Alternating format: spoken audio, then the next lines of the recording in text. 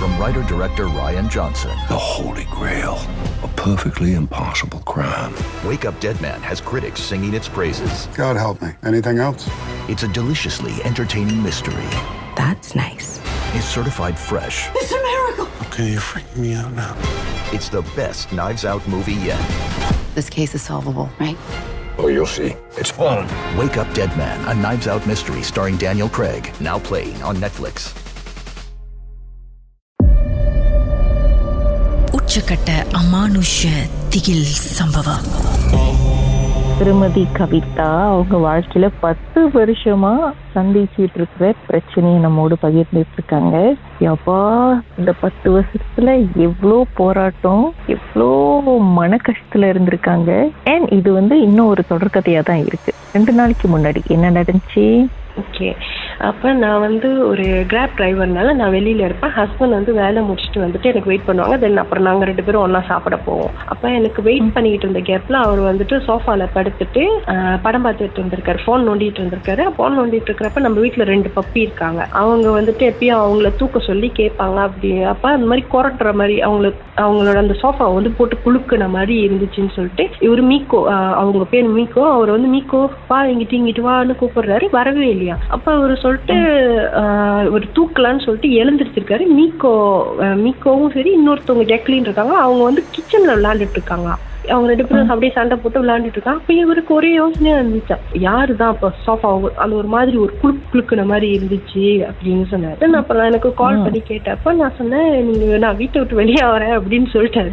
நான் சொன்னேன், இருங்க வீட்லயே இருங்க, நான் வந்துடுறேன் அப்படின்னு சொல்லிட்டேன். அதே மாதிரி ரீசென்ட்லி, ஆனா இதுக்கும் அந்த வீட்டுல உள்ள நடந்த ஒரு சம்பவத்துக்கு சம்பந்தம் இல்லை. இது கிராப் ஓடுறப்ப நான் பார்த்தது. இப்படியும் வீடு மாறிட்டீங்க, பட் உங்களுக்கு இந்த பிரச்சனை ஒரு தொடர்கதையா உங்க கூடவே வந்துகிட்டு இருக்கு. ஆமா, கிராப் போட்டும்போது இப்ப கிராப் போடுறப்போ ஒரு நாள் நான் ஒரு ஒத்தடி பாதை, ஒரு காட்டு பகுதியில இந்த கவுன்சில எல்லாம் தங்கி இருப்பாங்களே, இண்டோன் வெளிநாட்டுக்காரங்க எல்லாம் தங்கி இருப்பாங்கல்ல. அப்ப அவங்க புக் பண்ணோம்னா நம்ம உள்ளுக்கு போய் ஆளை ஏத்துறதுக்காக நம்ம போயிட்டு இருக்கேன். அப்ப திடீர்னு ஒரு அழகான பேர்ட், ரொம்ப அழகா இருந்துச்சு. இந்த பேர்ட் நல்லா பெருசா இருந்துச்சு. அது எப்படின்னா, என்னோட ரைட் ஹேண்ட் சைட் கண்ணாடியில இருந்து இப்படியே மெதுவா பறந்து போகுது. நானும் அந்த பேர்ட்டே நான் பார்த்துட்டு இருக்கேன். ஏன்னா அழகா இருக்குல்ல, அது அப்படியே ஃபாலோ பண்ணி போய்கிட்டே இருக்கு. இந்தாண்ட உள்ள காட்டு பகுதிக்கு போகுது. இந்தாண்ட உள்ள பார்க்க அந்த பேர்ட் போய் சேர்ந்த இடத்துல அவ்வளோ பெரிய உருவம், அந்த மாமியில இந்த ஜெயன் இருக்கும்ல, அந்த மாமியில உள்ள ஜெயன் ப்ளூ கலர், அந்த உள்ள மாதிரி அவ்வளோ புழுவா, உடம்புல புழுவா அப்படியே அவ்வளோ பெருசுக்கு நின்றுச்சு. அப்ப நான் என்ன பண்ணிட்டேன், டக்குன்னு நம்ம பார்த்துட்டே இருந்தா நம்மள ஏதாவது பண்ணிருமோ, அதாவது நம்மள மயக்கிருமோ, நம்மள எதுவும் பண்ணிருமோ அப்படின்னு சொல்லிட்டு நான் டக்குன்னு இது பண்ணிட்டேன். அதுக்கப்புறம் வரும்போதுதான் அந்த வெளிநாட்டுக்காரர் சொன்னாரு, இங்க நிறைய கச்சாவும் இருக்கு கக்கா, இதுக்கெல்லாம் வந்தாக்கா நீ பாத்துக்கோ, இந்த மாதிரி வந்தீங்கன்னா நீ சாமி பாட்டெல்லாம் தட்டி விட்டுக்கோ அப்படின்னா சொன்னாலே. அதுக்கப்புறமா நான் அந்த மாதிரி இருட்டான இடத்துக்கு போனேன்னாக்கா மனசுக்குள்ளேயே சாமி பாட்டெல்லாம் பாடிக்கிட்டே போவேன். ஆனா இன்ன வரைக்கும் என்னோட வீட்டுல நடந்ததுக்கான சொல்யூஷன் எனக்கு இன்னுமே கிடைக்கல.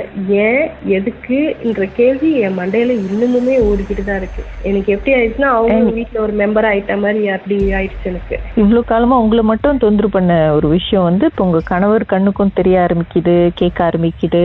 ஆமா, இப்ப 2 பேருக்குமே பெரிய டார்ச்சர். ஆனா சொல்யூஷன் தான் கிடைக்கல. ஒவ்வொரு நாளும் நான் கடந்து போறது எனக்கு அவ்வளவு கொடூரமா இருக்கும், அவ்வளவு பயங்கரமா இருக்கும். ஆனா வீட்டுக்கு யாராவது வந்தாக்கா அதெல்லாம் யாருமே பார்க்க மாட்டாங்க. அப்ப எல்லாருக்குமே எப்படி இருக்கும்னா, இது சொல்றது பொய்யா, நிறைய படக்கதை மாதிரி இருக்கும். இப்போ அந்த கண்ணு உருவம் தெரியுது, பேசுறது, அவங்க பேசுறது எனக்கு விளங்கும். ஆனா ஆண் குரலா பெண் குரலான்னு கேட்டீங்கன்னா எனக்கு தெரியாது.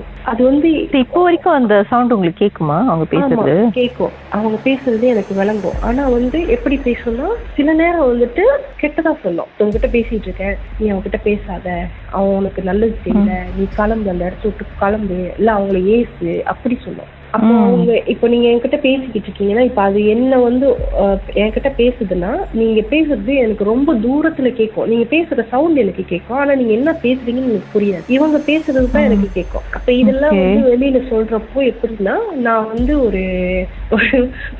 ஒரு மென்டலி பாதிக்கப்பட்டவங்களோட இது மாதிரி இருக்கும். ஆனா இது எனக்கு லைஃப்ல நடந்துட்டு நிறைய பேர் நீ போய் செக் பண்ணு, சைக்காட்ரிஸ்ட செக் பண்ணு அப்படின்லாம் கூட சொல்லியிருக்காங்க. ஸோ ஸோ தென் நான் அதுக்கப்புறம் என்னோட ப்ராப்ளம் ஒன்று மாற்றி ஒன்று வந்துட்டு இருக்கிறதுனால நான் இது எல்லாத்தையுமே மறந்துட்டேன், இக்னோர் பண்ணிட்டேன். ஏதோ ஒன்று கடவுள் இருக்காரு, இருந்தாருன்னா அப்படி என்னை ப்ரொடெக்ட் பண்ணணும்னு நினைச்சாருன்னா ப்ரொடெக்ட் பண்ணிட்டோம் அப்படின்னு சொல்லிட்டு நான் அதை அப்படியே விட்டுட்டேன், இக்னோர் பண்ணிட்டேன். இது ஒன்று சொல்ல மறந்துட்டேன். இப்போதான் வந்து இதெல்லாம் நடந்துகிட்டு இருக்கிறப்ப தான் என் வீட்டுக்கு வந்து என்னோட கசின் சிஸ்டர் வராங்க. அவங்க வந்து அன்னைக்கு ஸ்டே பண்ணணும். ஸ்டே பண்றப்போ அவங்க சொல்றாங்க, அவங்களுக்கு ரூம் எல்லாம் ரெடி பண்ணிட்டு போறப்போ அவங்க சொல்றாங்க, அவங்களுக்கு வந்து இந்த மாதிரி டக்குன்னு ரெண்டு ஹலூஸ் வந்து பார்க்க முடியும், அவங்களா டக்குன்னு பாத்துருவாங்க அவங்க. அப்போ அவங்க வந்து சொன்னாங்க, என்னோட ஷோல்டரை பிடிச்சிட்டு ஒரு லேடி முடி விரிச்சு போட்டு அவங்க என்னை பிடிச்சிட்டே போனதா வந்துட்டு அவங்க சொன்னாங்க. அப்போதான் வந்து என்னோட ஷோல்டர் பெயினுக்கான ரீசன் வந்து எனக்கு தெரிஞ்சிச்சு. மேபி இப்படி இருக்கும் இதனால காணும் அப்படின்னு எனக்கு தோணுச்சு. இப்ப இது கேக்குறப்போ சிரி படம் கதை மாதிரி இருக்குல்ல. ஆமா, எனக்கும் அதுதான் கிளிக் ஆயிடுச்சு. அப்ப இதெல்லாம் ஒரு ஆள்கிட்ட சொல்றப்போ படக்கதையெல்லாம் அவங்க வந்து இது பண்ணுவாங்க தவிர, ஆனா இது வந்து நான் வந்து என் வாழ்க்கையில நடந்துகிட்டு இருக்கிற சில விஷயங்கள். இன்ன வரைக்கும் உங்களுக்கு அந்த நெக் பெயின், ஷோல்டர் பெயின்லாம் இருக்கா? ஆமா இருக்கு. அந்த ரொம்ப டயர்டா இருக்கும். இந்த கையை வந்து என்னால ஃபுல்லா தூக்க முடியாத அளவுக்கு வலி இருக்கும். சீக்கிரமாவே மீண்டு வரணும் நீங்களும் உங்க கணவரும். நல்ல காலம் பார்க்கணும். ரொம்ப நன்றி.